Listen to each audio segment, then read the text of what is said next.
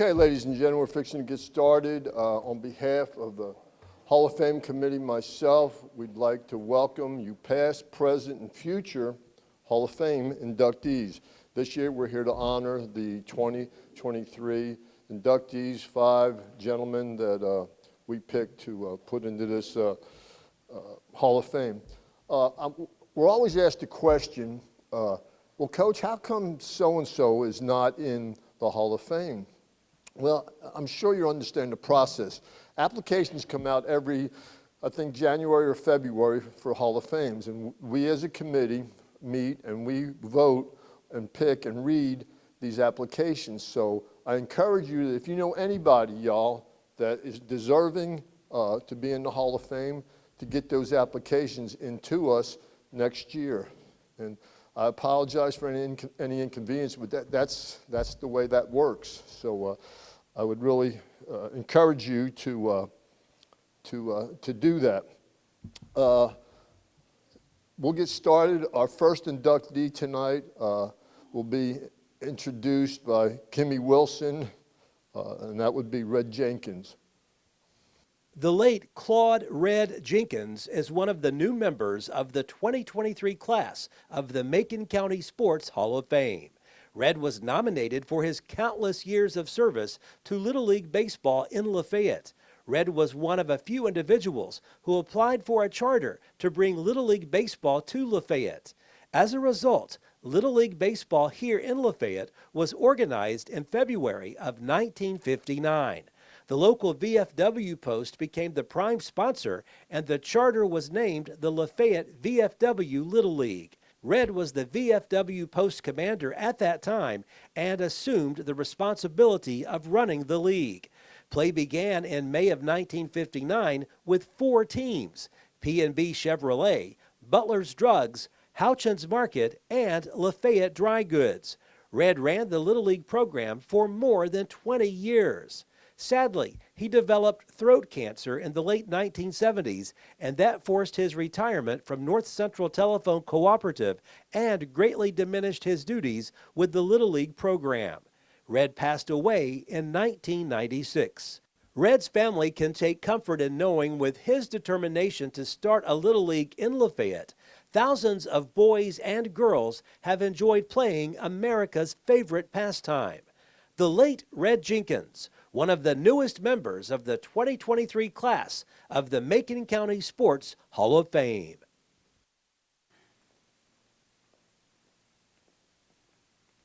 All right, I'd like to start off as Red Jenkins was my grandfather and my sisters. He loved kids. He wanted them to have somewhere to go to spend time instead of being in trouble. And as far as this ward, he wouldn't, this is not something he wanted. He'd rather been in the background and just know the kids turned out to be somebody good. And when we was little growing up, we kept wondering why he was gone so much, but it was either working on the field, building a fence, getting coaches, getting Little League equipment. And I can remember going with him as a little boy, and it'd be in the fall or something, we'd get the stuff, and he'd get there counting kids that couldn't buy a baseball glove, and he'd get it himself. And yeah, he was... we was proud of him. And you look around, I can see a few people I remember played baseball there. I was just a kid. But I just want to thank everybody for this. It's a great honor, and I appreciate it.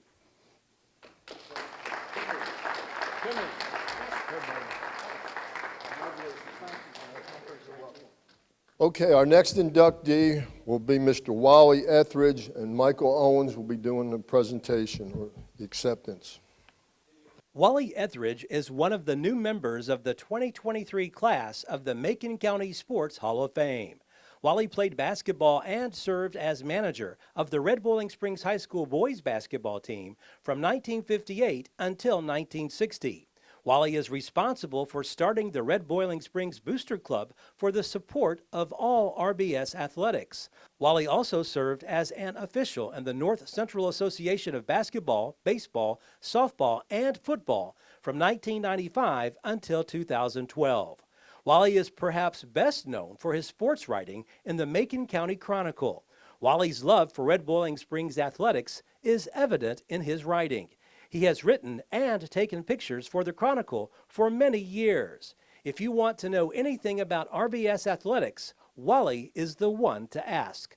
These days, Wally lives in Lafayette and is still taking photographs and writing for the Chronicle.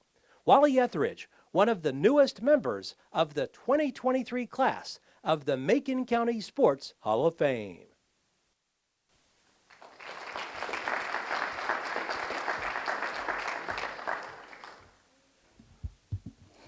Okay, I'd like to say just a few things about Wally.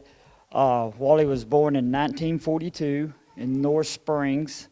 Him and his family moved to Rebel Springs in 1950. Wally played on the junior high basketball team, which was a 90-pound team back in those days, which anybody that's younger than 50 doesn't know what that is. When I played, it was called Little Boys. It changed, so that's no longer there. So he also, like it said, was a member of the basketball team. His coach was Rudolph Donahoe, who Wally, on a lot of bus rides, always talked about Coach Donahoe as one of his mentors and favorite teachers. Wally got married, moved to Memphis, where for 30 years Wally successfully ran a TV shop, repair shop, retired, decided to come back home to Rebel Springs in 1991. That is where I first met Wally. He was going to start the RBS Booster Club in 1991, and I'll discuss my first meeting with Wally. We were just finishing basketball practice back when I was an assistant, and he had me and Coach White and Coach Spivey and a bunch of us in the gym and told us what his dream was to do. When he left, and I told Wally this before, me and Rick looked at each other and said, "That man is crazy." I said, "There's no way he's going to be able to raise money in Rebel Springs like that." And for 30 years, Wally did it, and he did it the right way.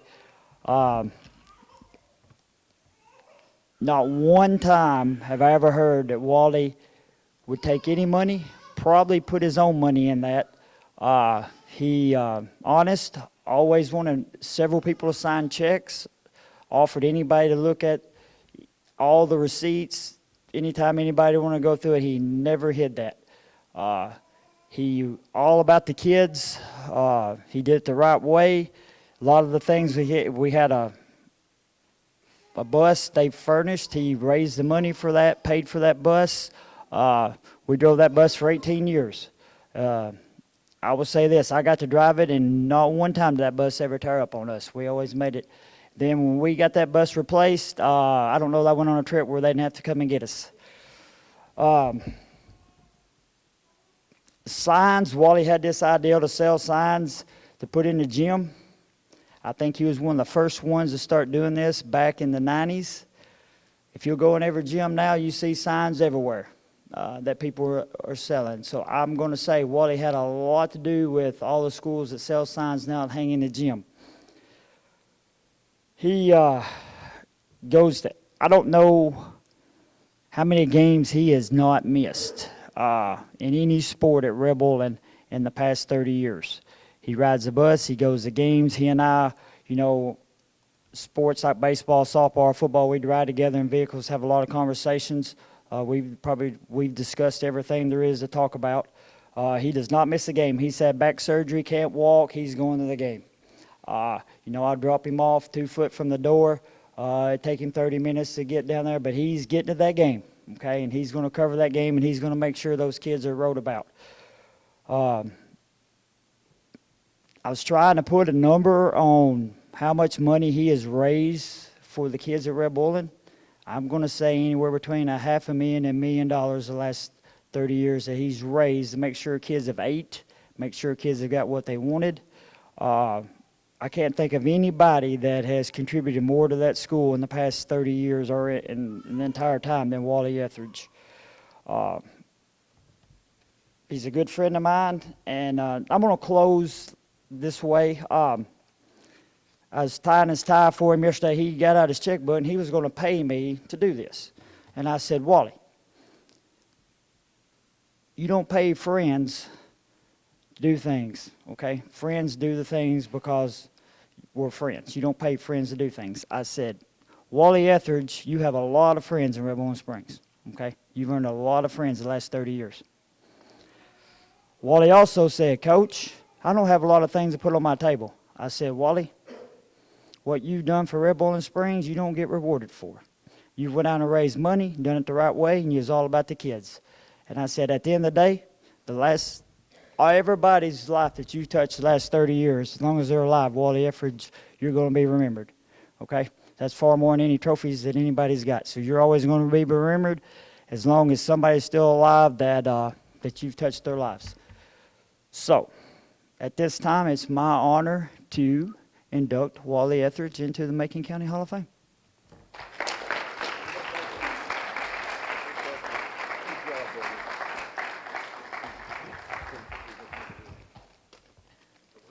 Don't come off. Just hand it to him. I'd like to thank those that voted for me into the Macon County Sports Hall of Fame. When I got the news, it was not anything I could believe. I've never even dreamed of it. I never thought about it. I thought it was a thing of the past, and it didn't really register on me that I would ever receive such a high honor. I apologize again for breaking down a little bit, but whenever you're getting this type of honor and appreciation, it's important. The Hall of Fame in Red Bowling Springs was started in 1991. We have 23 members now, including Larry White, Michael Owens, Kent Smith, Rick Foley, David Porter, and Dickie West, to name a few. The Red Bowling Springs Bulldog Booster Club was formed in 91. Also, the purpose of the Booster Club is to raise money for the school. Macon Bank and Trust, along with Citizens Bank, plus NCTV, Tri-County Electric, a couple of doctors, and some very important business people came on board knowing that we needed help for our kids at Red Bowling Springs. Believe it or not, it's one of the easiest things I've ever done. When you approach somebody from Macon County and you're raising money for kids, you've got it made. Do what you say you'll do every time. You won't have any trouble at all raising money. The first thing we done was bought the school bus for $45,000. And Mr. Albert Austin was on the school board then, and he said, Wally, how y'all gonna pay this back? And I said, I hadn't thought about that.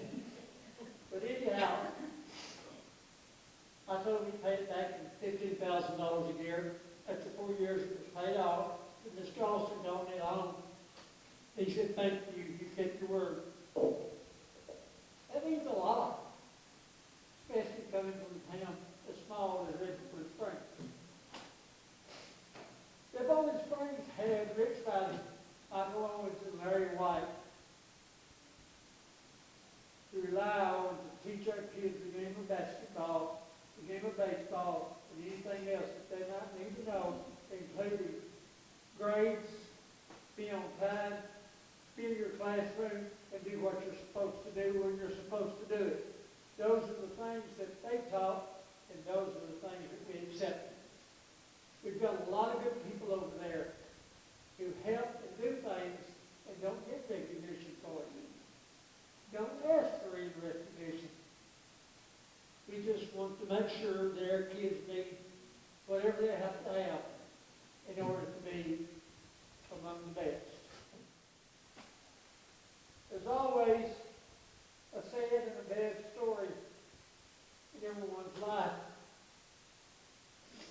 My wife had a cleaning service called Clean Sweep.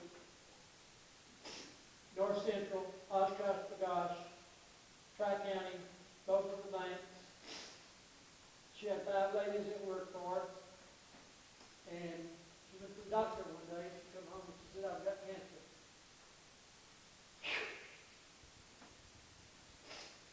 That's tough. I just dropped everything. I said, well, we'll fight it, do the best we can, or we'll win. If we do what the doctors say, we'll win. I gotta get up in the morning at 5 o'clock, tend to the cattle on the farm, little grocery store to run around the side. It's not easy. When you get home at 11:30 at night, you gotta do the same thing again the next day. If you don't think Saturday and Sunday come as a blessing, you're wrong. It was a day for me all, and it was such a blessing. Two, related to that situation, she passed away 5 years later. And I ran the business for her all that time. I picked up the women and took them to work. We all worked. I'd go to the gym, cover the ball games, get on my home, I'd up on the computer, feed my wife, and go to sleep. That was the routine. I'm not special. I just saw a need, and that's what I tried to fill.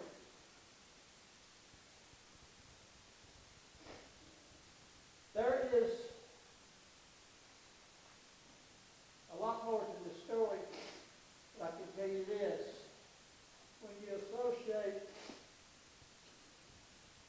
people like we did, Coach White, Coach Owens, Dick Patty, and other folks, and a lot of people don't like Don Jones, the principal at Red Bull Springs. I'm not one of those, and I'll tell you why. I go into his office, and he says, go ahead, just let me know how you're doing. That was it. He gave me a free rein because he knew that I would keep him abreast of the situation in case there was a problem or anything else that we had to take care of. That meant a lot to me, that I could come and go in that school and take care of things and do what I had to do to help those kids. I still do it today. I want to thank y'all for being here. I want to thank the people who voted. And I'll close by saying, may God bless.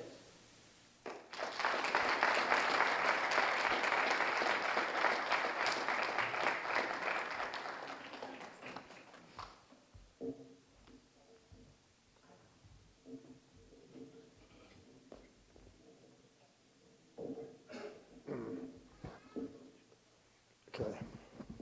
Thanks, Mike and Wally. Our next inductee will be Nathan Gregory. Nathan Gregory is one of the newest members of the 2023 class of the Macon County Sports Hall of Fame. Nathan is a 1999 graduate of Macon County High School. He played golf and basketball all 4 years of high school. He was named to the All-District 9AA golf team. He won several awards as a member of the Tigers basketball team. Some awards include District Player of the Year, All-District 2 seasons, District 9AA All-Tournament Team, and Region 5 AA Most Valuable Player. He was on MCHS teams that won the Red Boiling Springs Christmas Tournament 3 times and the Nera White Tournament once. He was also part of a 28-3 Tiger team that advanced to the sub-state. While playing for the junior high Tigers, he was part of a team that finished undefeated at 25-0. These days, Nathan lives in Lafayette with his wife, Tracy. They are proud parents to 3 daughters, Jalen, Kyra, and Keelan. Nathan Gregory, one of the newest members of the 2023 class of the Macon County Sports Hall of Fame.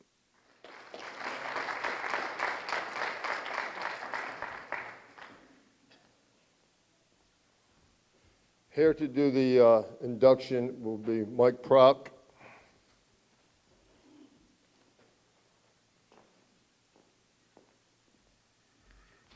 Thank you, Coach Fitz. First of all, I'd like to congratulate you, 5 members, for being inducted tonight for the Sports Hall of Fame. I know it's a great honor. I was back in 2013. First of all, just start a little bit about Nathan. He started playing baseball, T-ball, I guess it was, to start with, at 5 years of age, and then came on up playing Little League and then Babe Ruth baseball. And when he got in high school, he tried out for the high school team, and he did make the high school team, but he decided not to play high school baseball. Also in junior high, he played junior high football, and I believe his 8th grade year, They had a pretty good football team that year, and he's quarterback, and they won the Tobacco Bowl that year when he was in the 8th grade. He started playing basketball, I guess it's about the 3rd or 4th grade. Is that correct, Nathan? He's with Todd Austin, your little old bitty squirt, I guess, over at Hermitage Springs in a tournament. And got to actually play on the junior high team, 6th grade, 7th grade, and 8th grade. And he started, like in that introduction there a minute ago, in the 7th grade. He was on a team at, 25-0, but he was a 7th grader, but when that group of seniors was senior in high school, we didn't even get out of the district tournament that year. So it goes to show you what you do in junior high compared to what you get in high school.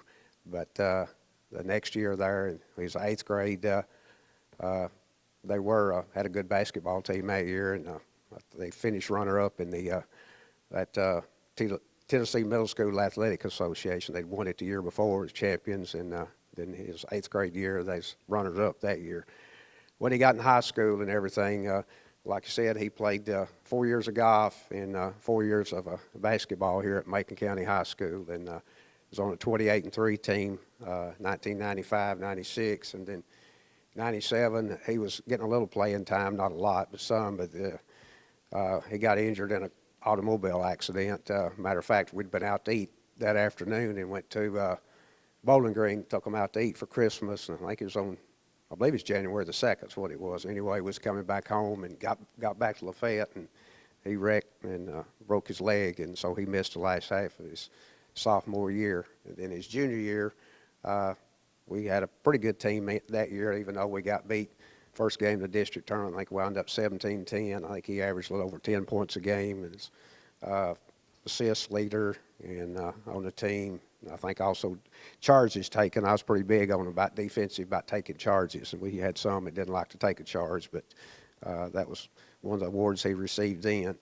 And then his senior year, I won't never forget this. It was a tough summer, that particular summer going into his senior year in 1998 and 99.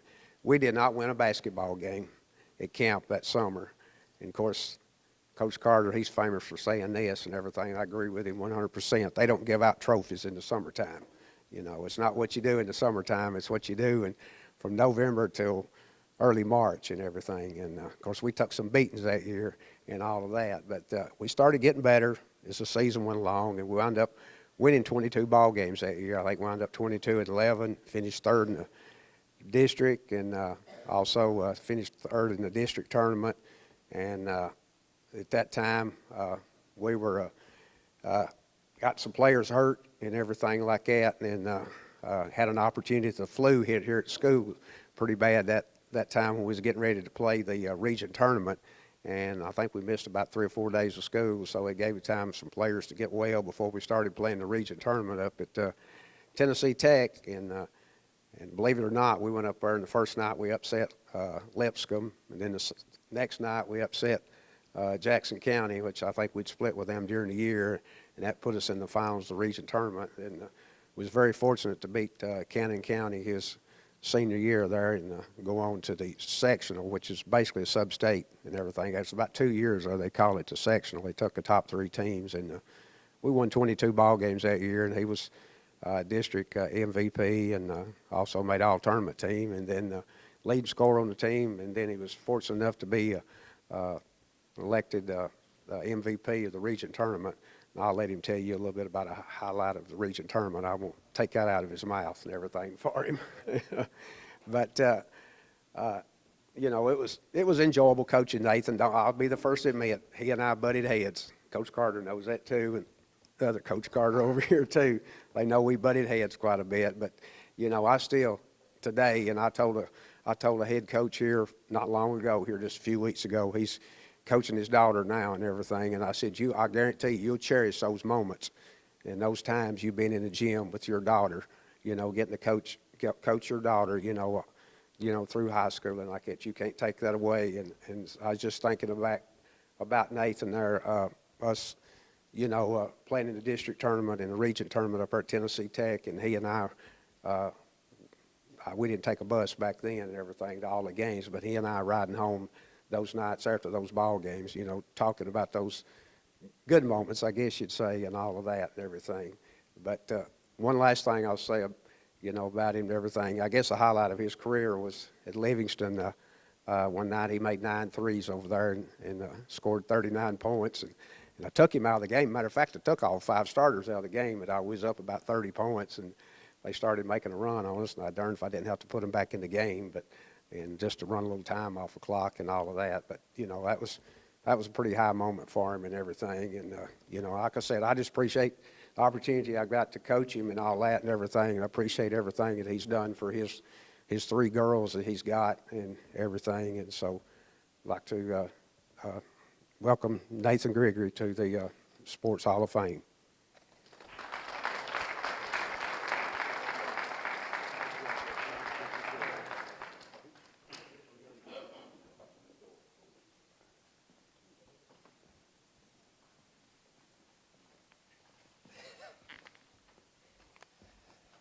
I'm not telling no stories. I'm just going to be short and sweet. I want to start off by saying how honored I am to be inducted in the Macon County Hall of Fame. I want to thank all the board members for this great honor. After I found out I was being inducted, one of my daughters was surprised. She always thought I was lying. I wasn't very good at basketball is what she thought. As a Macon County athlete, I had good coaches and even better teammates. I think we all know it takes team working together to win games. Through my years, I've enjoyed playing sports. With all that being said, my display shows some of the things I did in both junior high and high school. So I'll not go into all that. Once again, I thank you all for this honor, and I appreciate it greatly.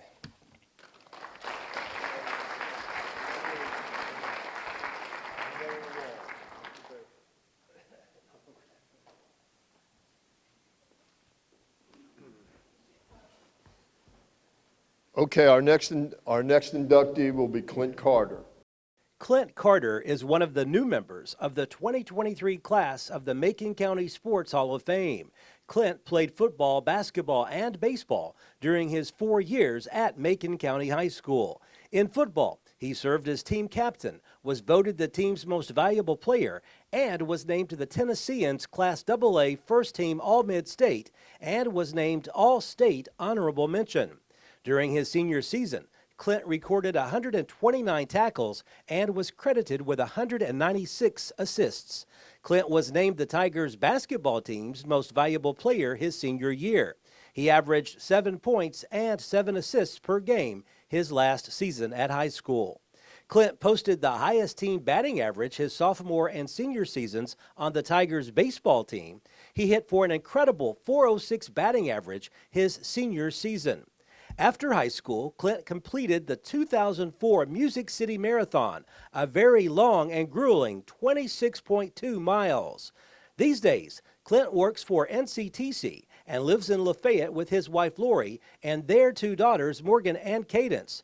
His daughters hold the 2 best single-season softball home run records for MCHS. Clint Carter, one of the newest members of the 2023 class of the Macon County Sports Hall of Fame.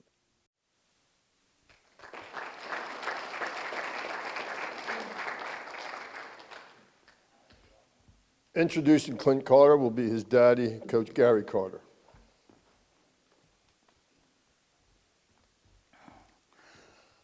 I told Sean mine would probably be just a little longer. I know this guy pretty good, so he told me to not take too much time, but time's all I've got right now. So first of all, I'd just like to if it's all right with you guys, to just notice my granddaughter, which she's just had ACL surgery Thursday, come at 6 o'clock, and she's here tonight. So the thing about Cadence, I didn't even know this until she got hurt and all her grades, but she had 3 goals she wanted to do when she started high school. Her three goals was not miss a day in school in 4 years of high school. She did it. Being in the top 10, she did it. Played 3 sports all 4 years, and she finished up her softball season with an ACL and meniscus tear, and She's one tough girl. I'm so proud of her. Last year, I couldn't come here and do that without putting a little touch on her. So she's went through some tough times, and I won't get into that. Last year was pretty special to me. I got to introduce one of my former players, and plus my daughter. But this evening, maybe a little more special, getting to introduce my son, Clint. Sure makes a dad proud to get to introduce both his a son and daughter, both his children, in the Sports Hall of Fame. In 2003, 20 years ago, I was also an inductee.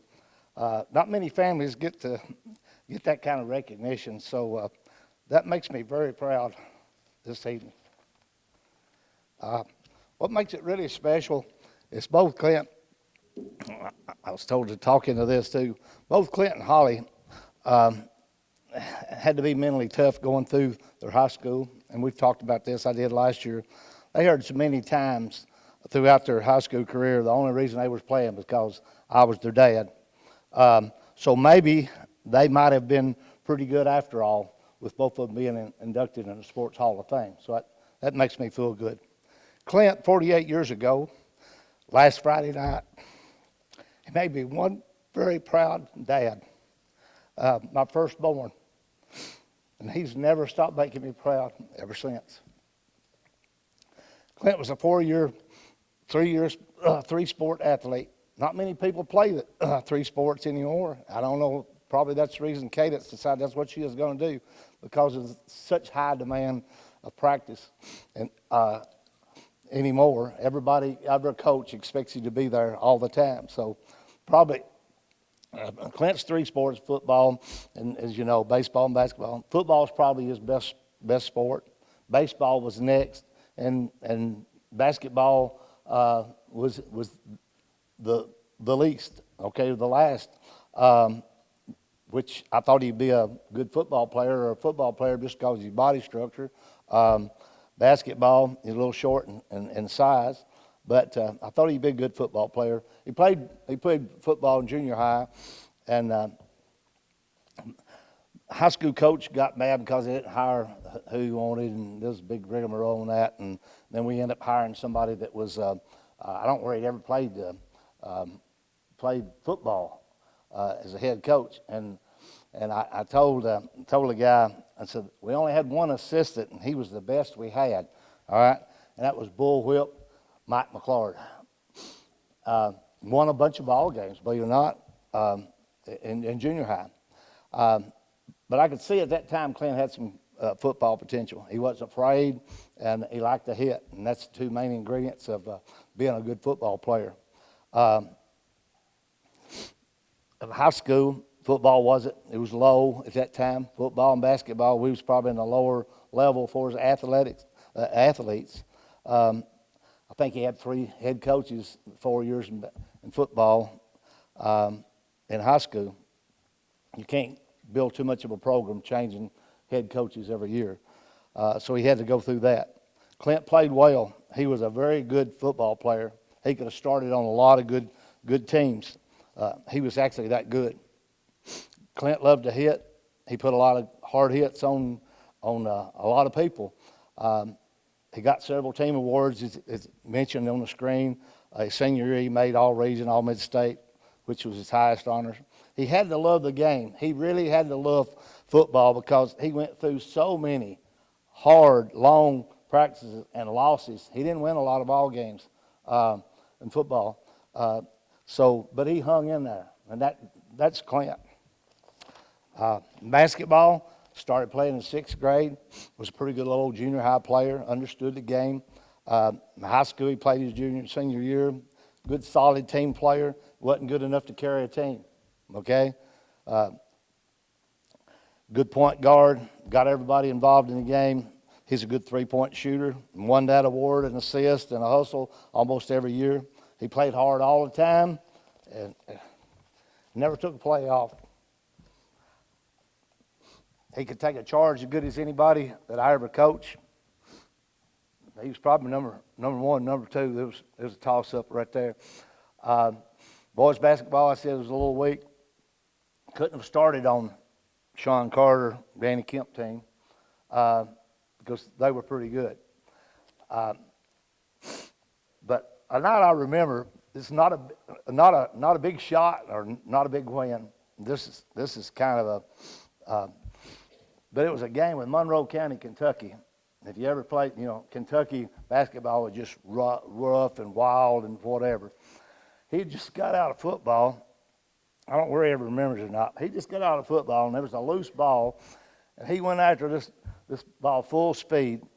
He ran through this Monroe County player, and I thought he broke him in two because he was kind of airborne side body block. That's old term football, I thought he had hurt the kid. Kid was all right, but he did have to come out of the game. Clinton baseball had a lot of success, lots of wins, but he had better talent. He had better talent in baseball. So players is what it takes to make you win. You can be the best coach in the world, but if you ain't got some talent, you're just not going to be not going to win all the time. Clint started playing as a 9-year-old, Little League, Citizen Bank, Charlie Darnell. That was Charlie Darnell, and all of us know that was Charlie Darnell's passion and hobby, coaching for so many years. And it's so ironic, he played on that Red Jenkins Little League field back behind the Board of Education, so a lot of good memories. I'll not go into that.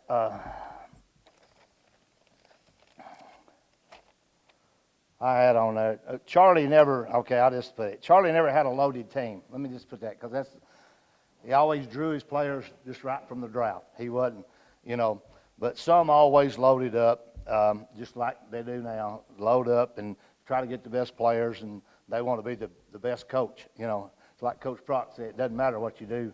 It doesn't matter what you do there. But I had Clint kind of where I wanted him. On a little weaker team, he had to work harder.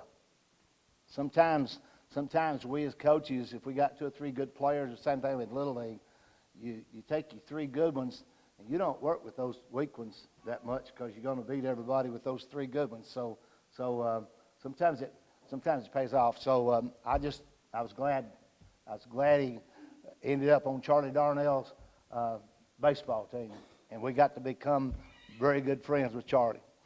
And it paid off when it really mattered. But you know what, really, the thing that bothers me today about Little League, I missed his first Little League baseball game because I had a basketball banquet. I'll never forget that. Never forget that. Never forget him coming in and sitting in my lap. How'd you do after the game, at the banquet? You talk about one sad dad. As one sad dad. Never let that happen again. Never let that happen again. My kids come first. So that bothered me. He played Babe Ruth instead of junior high football or baseball, and they played over the old Silk Mill or whatever that fact, and I never will forget his first home run in Babe Ruth at the old ballpark. He ended up making a very good baseball player in high school. Clint led the team, as it said. I didn't know that was all in here in his interview or whatever. Clint led the team back 2 of his 4 years he played, won a lot of games, a lot of awards, and won the district, which is always it. This is a special thing, too, getting ready to tell you. Coach Darren always talked about Clint in baseball. He was the only player he ever coached that hit the cycle. The cycle was a single, a double, a triple, a home run, all in one game. Remember that well, Monroe County, Kentucky. And I looked it up, and it's only 350 times, even in the major leagues, all throughout the major league, that's ever happened. So that's pretty special, the game to watch. just a few weeks ago or months ago, was coming through Tompkinsville, and I took a little detour and went by the old baseball park, and I asked my wife, I said, remember this place? And she said, place? And she said, yes, I sure do. I said, what a memory. You know, that was one memory. Got to say this too about Clint's family. Clint, 4 years perfect attendance in high school. Lori, 4 years perfect attendance in high school. Morgan, 4 years perfect attendance in high school. Cadence, 4 years perfect attendance in high school.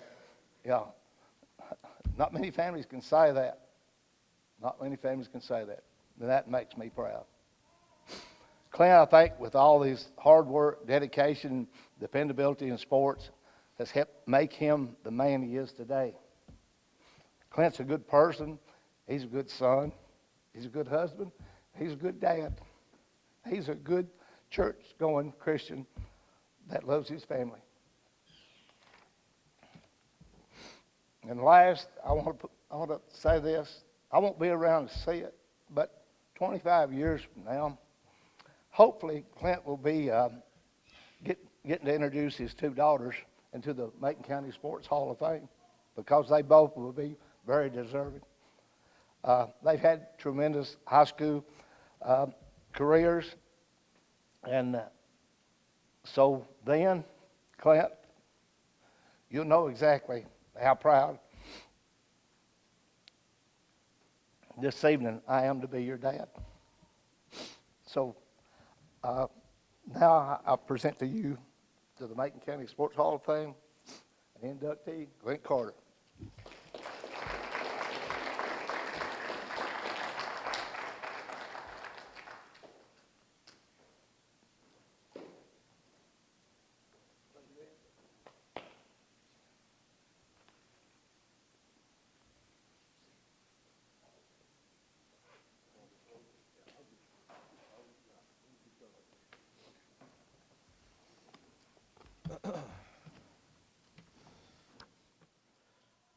Wow. He did a lot better job I did 20 years ago.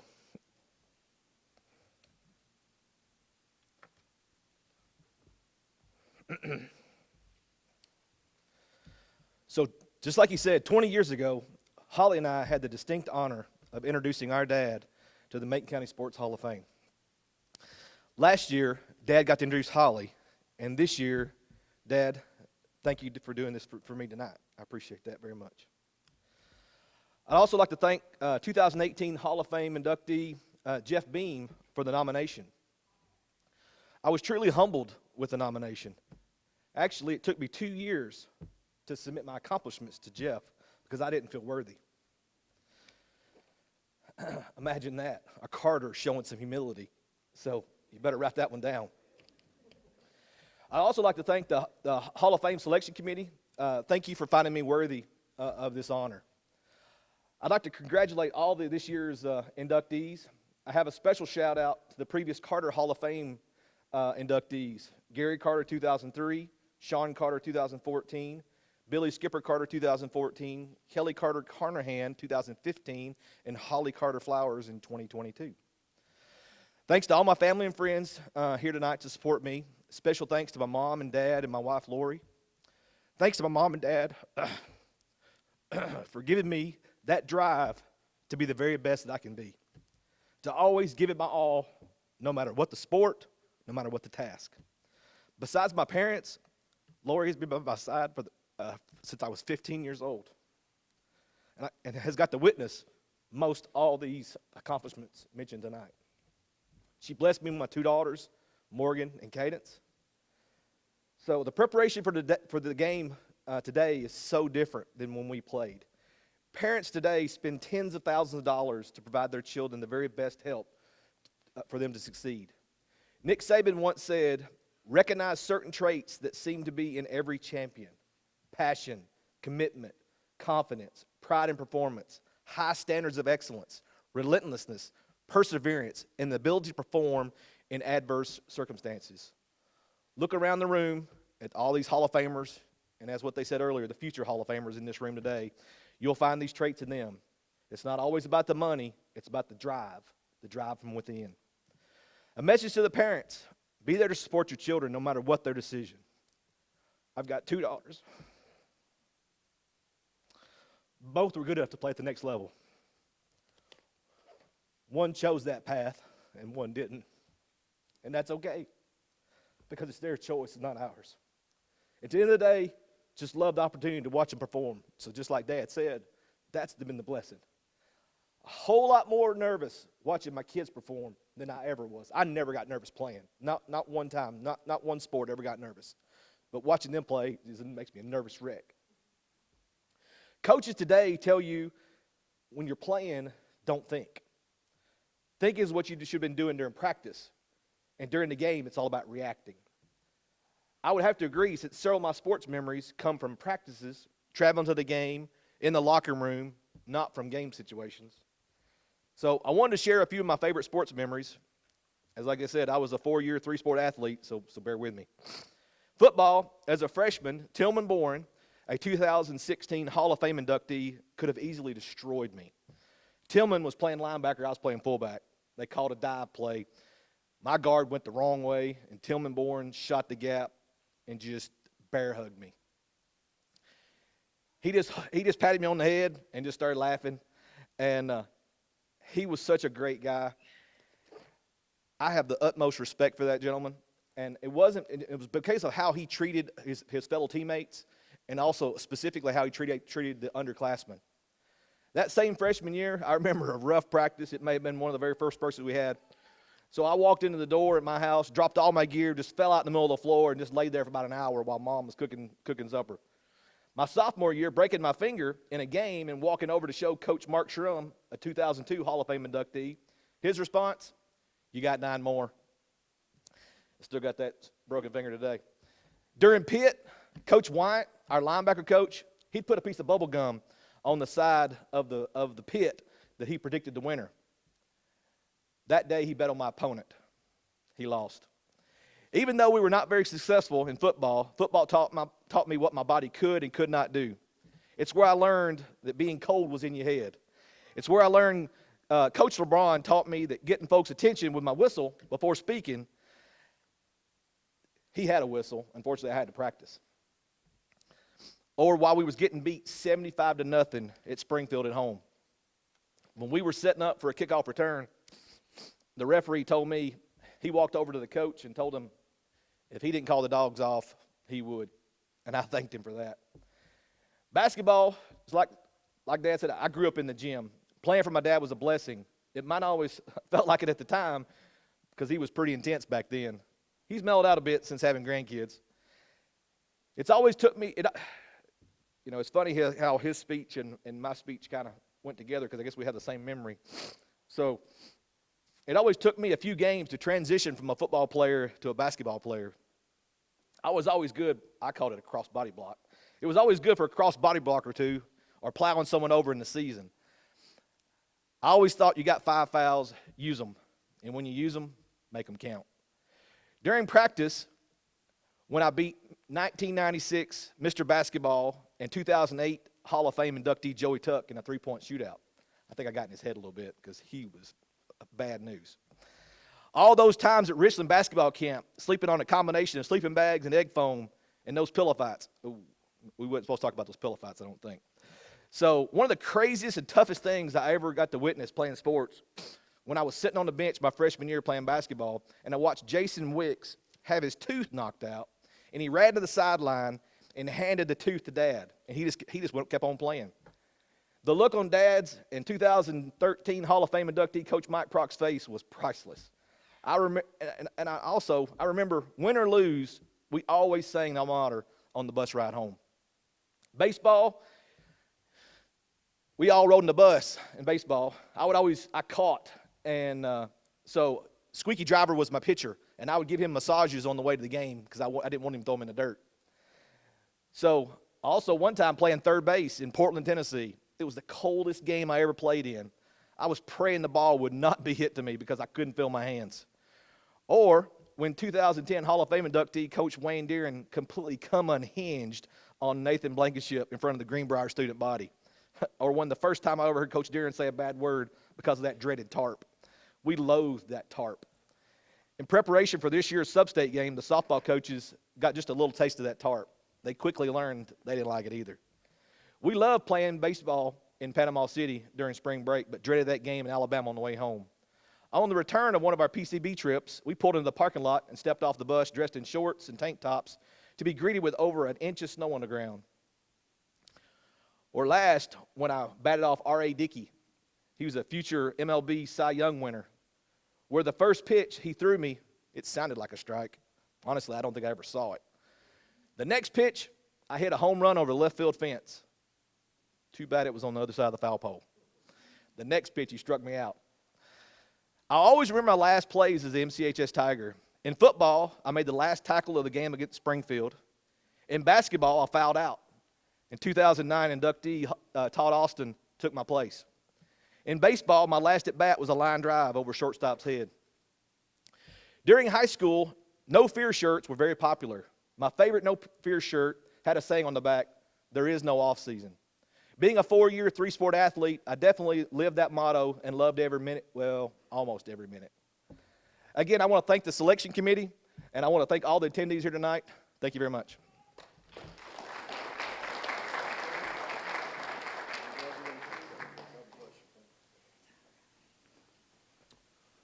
Okay, we're down to our last inductee, Danny Kemp.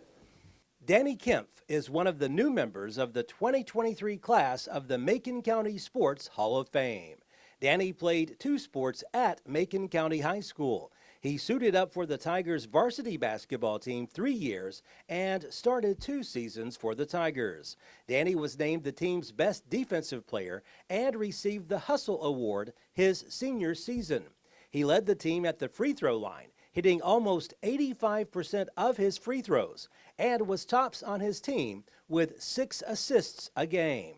Danny was named to the All-District 9AA team his senior season.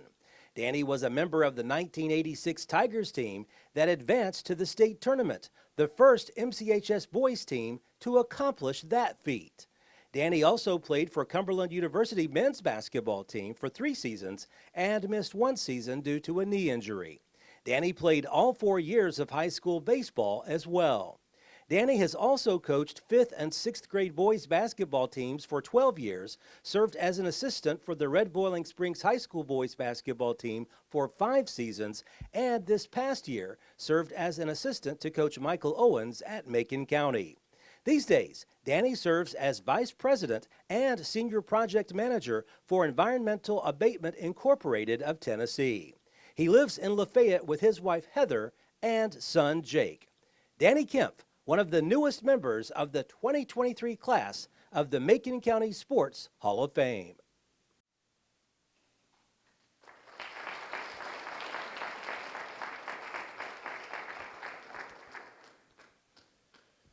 Introducing Danny Kemp will be Sean Carter.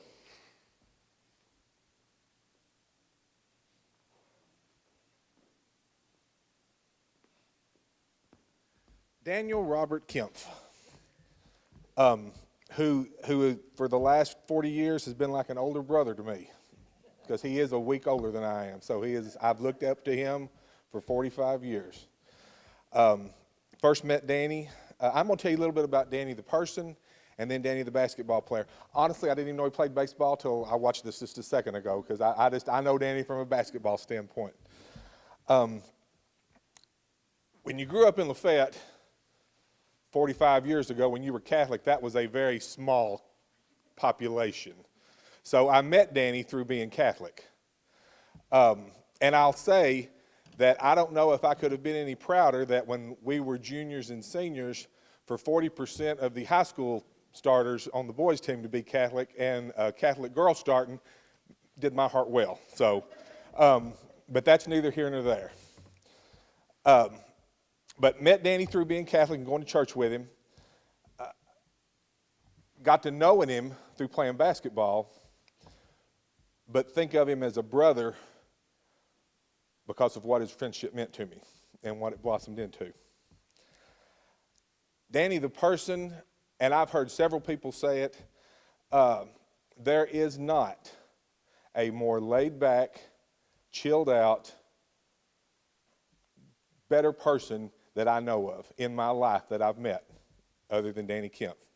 But if you know his brothers and his sisters, that is a trait that runs in their family. All 5 of those, all 3 boys and 2 girls, very chilled back. Just, I mean, it was eerie. And I spent a lot of time at their house growing up. And if you knew their mom, you know they got that from their dad. And those of you that didn't know Bob and Carol, that is wasted on you, but if you did, you understand exactly what I'm saying. But you were always welcome at Danny's house. It didn't matter. The more the merrier. But if you were there, and I'm going to use a word that I don't normally use, I got the "you damn kids" speech just like they did if something went wrong. So Carol treated you just like you were one of hers, which was fine. Was fine. You always knew how you were supposed to act there. But like I said, Danny's been a friend of mine for as long as I've been alive, just about, and I hope he continues to be for the rest of my life. Danny, the basketball player, or the athlete, I knew he played baseball. I just don't know that I ever watched him play baseball, but I did know he played baseball. When I think about Danny playing basketball, 2 things come to mind. Number one, he probably weighed 110, 115 pounds as a senior. He was the toughest kid that I have seen play then to now. Now, Clint, I know, ran through people and everything, but didn't hurt you. Danny was the guy getting ran through. And he got up for more. I've seen him bloody. I've seen him with the worst. And somebody up here was talking about an injury with the tooth. I can top that. When we were seniors at the old gym over at old high school, the wooden bleachers, Danny goes flying after a loose ball into the bleachers, and you're going to think I'm exaggerating, and I promise I'm not. When he got up from where he dove into the bleachers, there was an inch wide, 3-inch long piece of that bleacher that embedded into his palm. And about an inch of it was in his palm underneath the skin. And I saw it and I was like, dang, go tell him. So he ran over to Gary, and his words were to Gary, pull it out. Gary yanked it out and he played. Taped it up a little and he played. I wouldn't have done that. Jeff Gregory, I know, wouldn't have done that. I mean, I know I couldn't have done that. Toughest kid. Nothing against the other 2 guards that were nominated and got in tonight. Both great players. That's my point guard. And unselfish. And it wasn't like Danny couldn't shoot the basketball. If y'all noticed his last picture up here, still the best form of any shooter I've ever seen. Jeff, you're close. Still the best form of any shooter. He just didn't shoot, which was great for us. When we loved, that was what we wanted to, was for him not to shoot. But he just didn't shoot the ball. But we would not have gotten to where we got to without him. And I knew that. Jeff knew that. Gary for sure knew that.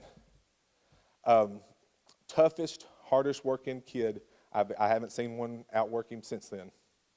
And I haven't seen one with a bigger heart to do something that he loves to do.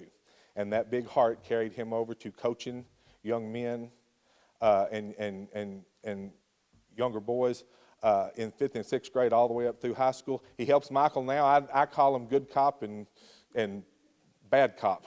So Danny's the buffer between Michael and the kids when things go south a little bit. But I think this is long overdue, and I know I wouldn't have been elected without you. So I appreciate it from the bottom of my heart. So it's my honor to welcome Danny Kemp into the Hall of Fame.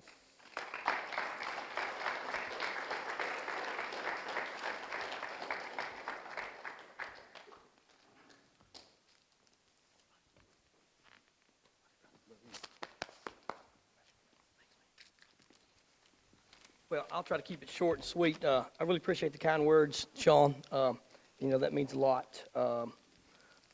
We've had, great memories over the years, and it's been an awesome ride, and I enjoy it. I want to thank the Hall of Fame.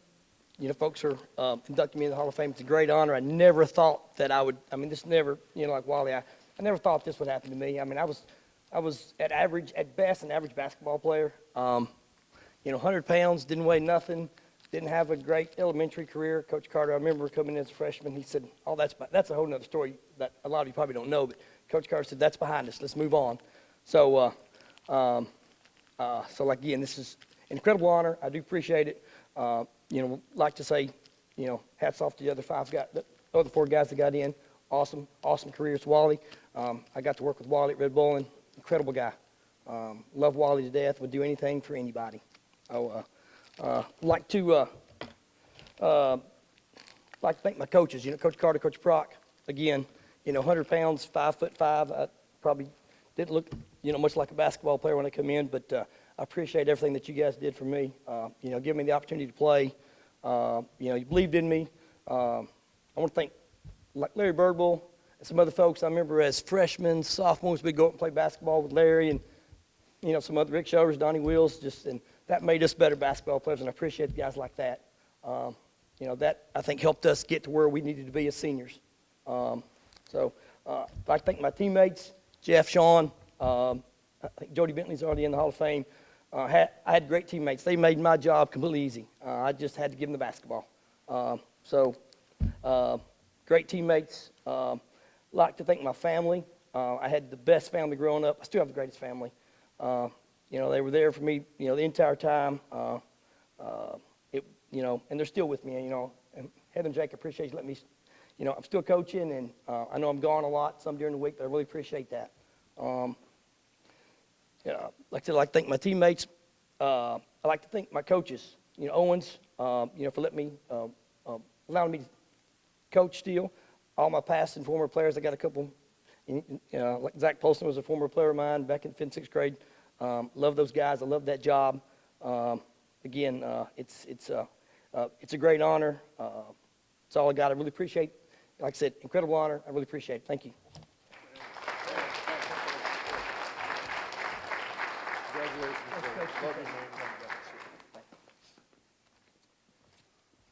And I want to second what Danny said. I forgot to do this when I was inducted, and I have thought about it many times since that day. I did thank my coaches that night, but Larry Birdwell and Donnie Wills, I did not say thank you to y'all, and y'all were as instrumental, not as, but almost as instrumental as my coaches were in turning around some kid that couldn't play. So I just wanted to publicly say that. Y'all, let's, if you don't mind, could I have maybe the former Hall of Fame inductees stand up along with our present Hall of Fame inductees? Would y'all please stand, past inductees? Glenn Gregory is probably, Coach Gregory, some of you may or may not know him, I'm not just singling him out, but he's been coming here longer than I've been on the face of the earth. Coach, when did you get put in? 1990? But he's not missed a one in all the years I've been on here, and I've been here 12 years. But let's give our past, present candidates a big hand.